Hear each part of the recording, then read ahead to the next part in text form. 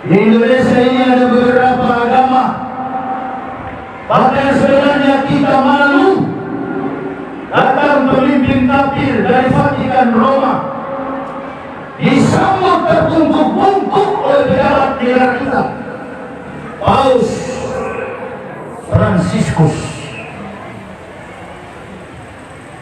Cium tangan Paus sampai terbungkuk-bungkuk. Munafik. Nanti Ustaz ceramah begini anak-anak jadi radikal. Boleh fanatis, boleh radikal, tapi punya kemampuan intelektualitas yang luas.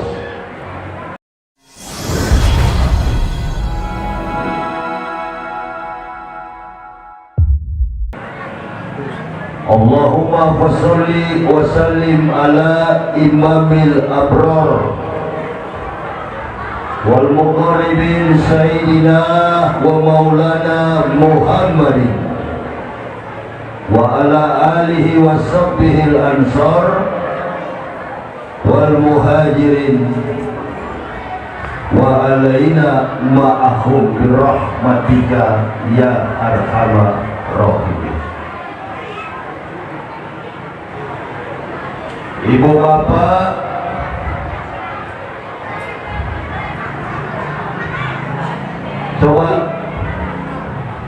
coba anak-anak sekolah ini masing-masing mulutnya berhenti bicara.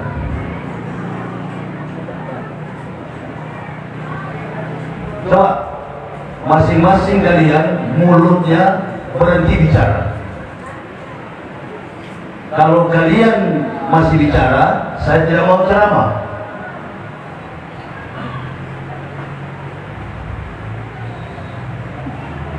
Ini bukan Pak Guru, ini di atas Pak Guru. Hormati.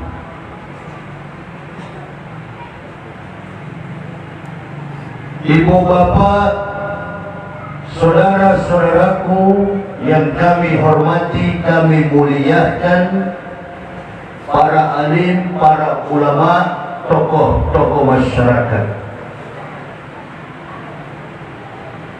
Badan Pembina Keamanan Ketertiban Masyarakat, Babin Kantipmas, atau yang mewakili pihak aparat,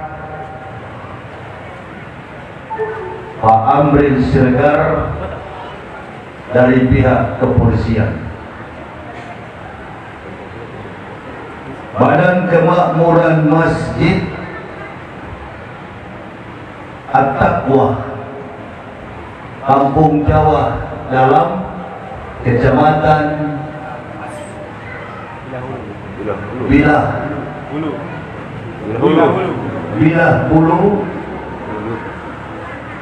Labuan Batu, Sumatera Utara. Dan yang kami cintai, kami banggakan, Lembaga Yayasan Kemanusiaan Cahaya Babus Sodakoh beserta kaum muslimin wal muslimah dan anak-anakku, para pelajar rahimakumullah. Pada hari ini bertepatan dengan tanggal 2 Rabiul Awal 1446 Hijriah, atau bertepatan pula dengan tanggal 5 September tahun 2024 Miladiah. Allah Subhanahu wa Ta'ala pertemukan kita dalam satu pertemuan tabligh akbar dalam momentum pelaksanaan ukhuwah Islamiyah. Tadi saya bertanya, apa tema yang akan disampaikan pada saat ini? Kalau posisi kita dalam posisi Rabiul Awal, Berarti ada momentum yang sangat mulia dalam bulan Rabiul Awal. Momentum terkait dengan fakta kelahiran Nabi Muhammad Sallallahu Alaihi Wasallam. Apa yang ada dalam diri Nabi Muhammad, itu yang akan kita bicarakan. Karena situasi dan kondisi negara kita ini hari demi hari tidak menunjukkan kebaikan bagi kemajuan di segala lini kehidupan. Dari sisi pendidikan, masyarakat sebagai pengubah situasi, agent of change. Masyarakat agen perubahan sedang berdemo di seluruh negara kesatuan Republik Indonesia. Dalam konteks kehidupan pemerintahan, dalam sistem politik, Indonesia ini tidak dalam keadaan baik-baik saja. Dalam satu hubungan rumah tangga, kalau suami istri ribut, kalau suami istri berkelahi, kalau suami istri tidak akur, maka yang menjadi sasaran akan terlantar adalah anak-anaknya. Itulah kondisi yang ada pada saat ini, bertepatan pula dengan Rabiul Awal. Maka tadi saya tegur, kalian ini adalah calon-calon pemimpin negara. Ada 4 sifat yang melekat dalam diri Nabi tercinta Rasulullah Muhammad Sallallahu Alaihi Wasallam. Yang pertama, Nabi Muhammad itu manusia jujur, amanah, tabligh, fatona. 4 karakter yang melekat dalam diri Nabi Muhammad inilah yang kemudian beliau dikenal oleh dunia sebagai manusia terbaik dari catatan 100 manusia terbaik di dunia. Sayang seribu sayang, kita yang mengaku beragama Islam mulai dari atas sampai ke bawah tidak menjadi contoh, tidak menjadi panutan, tidak ada uswah hasanah. Tadi saya baru tegur, inilah watak pendidikan Indonesia. Saya ini ibu bapak bukan orang yang dibesarkan dalam keluarga Islam. Saya dulunya tidak beragama Islam. Tapi saya mau kasih tahu kepada ibu bapak, saya kasih perbandingan sedikit saja bagaimana kehidupan saya di kafir musyrik dulu dengan kehidupan kita di dalam Islam.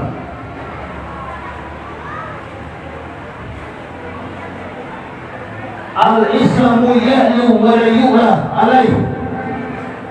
Agama Islam itu agama yang tinggi. Bahkan tadi kepala desa sudah mengatakan, perangkat desa sudah memberikan sambutan sekaligus motivasi, aina dina indallahil Islam. Tidak ada agama yang diridhoi Allah kecuali agama Islam. Pertanyaan saya sekarang kepada ibu bapak, kalau Islam itu agama benar, kalau Islam itu agama yang diridhoi Allah, mengapa satu keluarga mampu menundukkan bahkan mengalahkan ratusan juta penduduk yang ada di Indonesia? Renungkan baik-baik itu, pikirkan baik-baik itu. Jangan-jangan apa yang dikatakan Nabi terjadi. Islam ini nanti hanya tinggal nama. Karena pendidikan dasar, pendidikan sekolah menengah, sampai perguruan tinggi, sampai menjadi pejabat, tidak menjadi contoh. Siapa keluarga yang saya maksudkan itu adalah orang tua kita. Gambaran filosofis dalam kehidupan bernegara, gambaran filosofis dalam kehidupan kita beragama, menggambarkan satu kekuatan politik dalam siklus peradaban dunia. Jokowi adalah presiden, Ma'ruf Amin adalah wakil presiden. Kalau dalam gambaran kehidupan keluarga, Jokowi adalah ayah, Ma'ruf Amin adalah ibu. Anak-anaknya kita 270 juta jiwa. Apa yang terjadi dalam rezim ini? Apa yang terjadi dalam pemerintahan ini? Saya bukan berarti mau bicara politik, tidak. Tapi untuk pas saya jauh-jauh dari Jakarta, saya pulang kembali ke Jakarta, tidak ada batas bagi kesinambungan pendidikan dan masyarakat yang ada di desa, kecamatan, Bulu, apa tadi? Bila Hulu. Bila Bulu. Bila Hulu. Bila Hulu. Bila Hulu. Kalau tidak ada semangat, kalau tidak ada perubahan, ini. Jadi kita ini cuma datang bersenang-senang, menunggu-nunggu. Kenapa Pak Yahya itu bisa masuk Islam? Itu nggak penting, nggak penting. Tidak penting itu. Biasa orang masuk Islam dan orang keluar dari Islam. Ibu bapak kan sudah tahu. Orang yang masuk Islam dengan orang yang keluar dari Islam, sebuah fenomena hidup umat manusia. Orang yang masuk Islam karena Allah. Orang yang keluar dari Islam juga karena Allah. May yahdillahu fahuwal muhtadin wa may yudlil fa ulaika humul khasirun. Barang siapa kata Allah yang kami beri petunjuk, maka mereka adalah muhtadin, orang yang mendapat petunjuk. Bukan mualaf.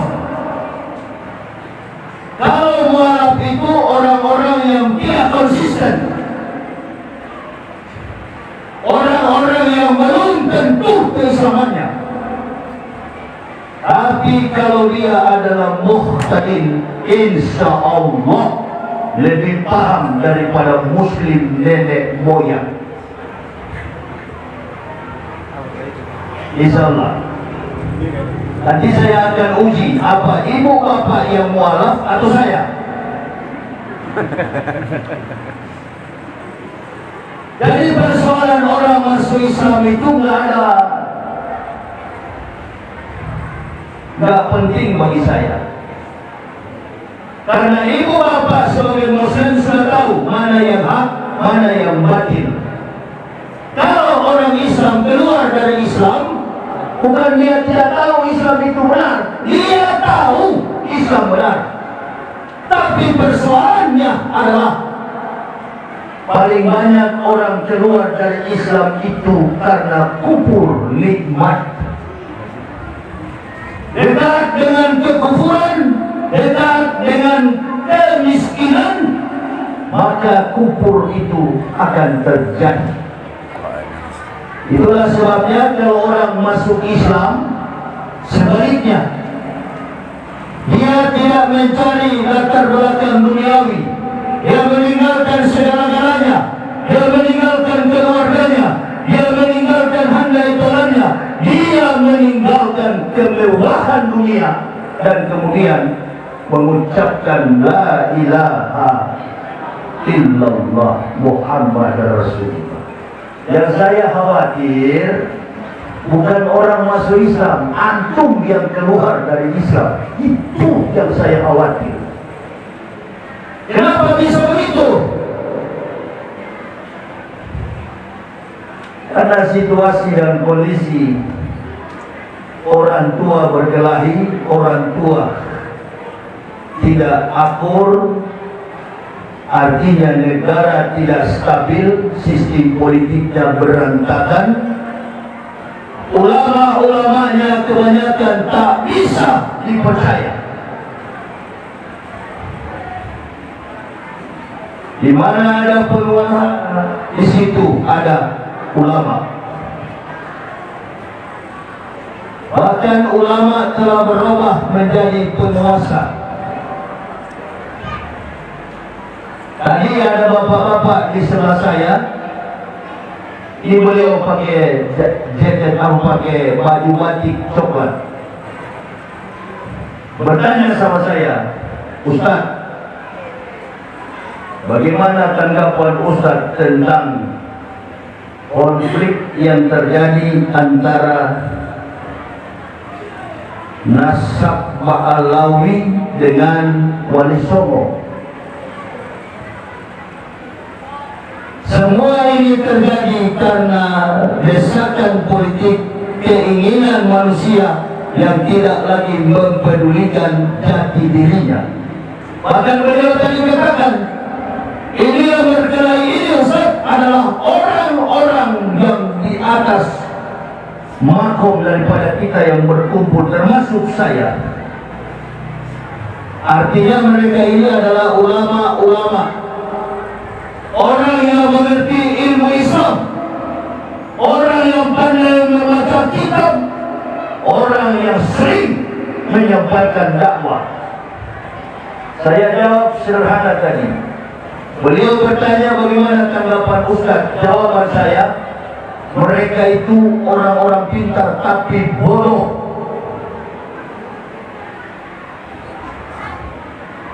Lebih baik orang bodoh. Kalau kita ajar, insya Allah jadi pintar.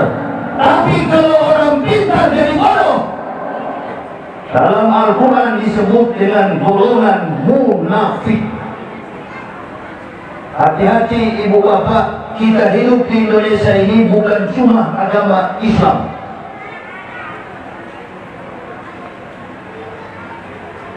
Di Indonesia ini ada beberapa agama. Bahkan sebenarnya kita malu datang pemimpin kafir dari Vatikan Roma disambut terbungkuk-bungkuk oleh pejabat negara kita, Paus Fransiskus. Cium tangan Paus sampai terbungkuk-bungkuk. Munafik. Nanti Ustaz ceramah begini anak-anak jadi radikal. Boleh. Boleh fanatis, boleh radikal. Tapi punya kemampuan intelektualitas yang luas. Radikal itu bagus dalam beragama Islam. Fanatis boleh.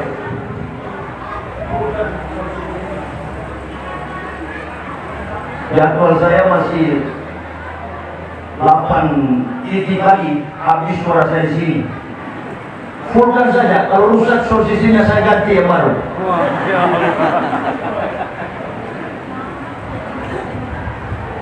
Datang pemimpin kafir Katolik di Indonesia sehari yang lalu. Dia berkomentar, dia memberikan fatwa. Kita hidup di Indonesia dengan pluralitas.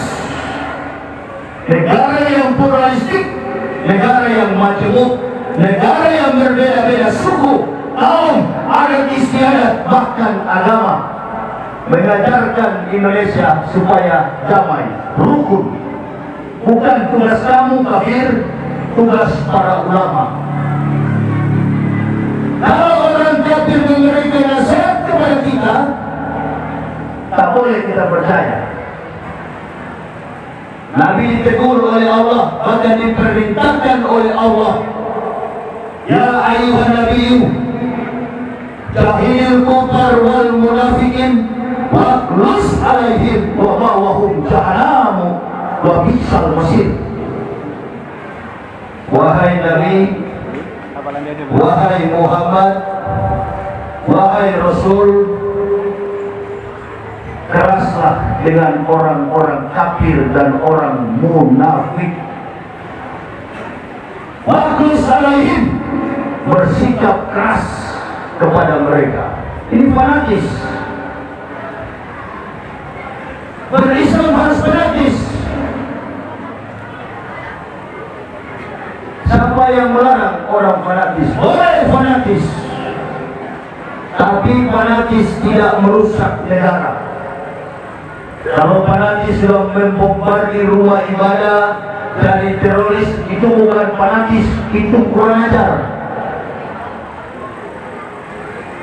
Tapi kalau sikap fanatis wajib dimiliki oleh ibu bapak, saudara-saudara. Saya masuk Islam, bahkan ditangkap, dipenjarakan, masuk ke dalam penjara. Hanya satu masalahnya, mempertahankan kalimat la ilaha illallah. Ada juga teman-teman saya, berapa orang ustaz masuk penjara, tapi kasusnya lain, bukan la ilaha illallah, kasusnya bawa lari uang umroh dan haji. Bikin malu, tidak tahu malu, dihukum bertahun-tahun.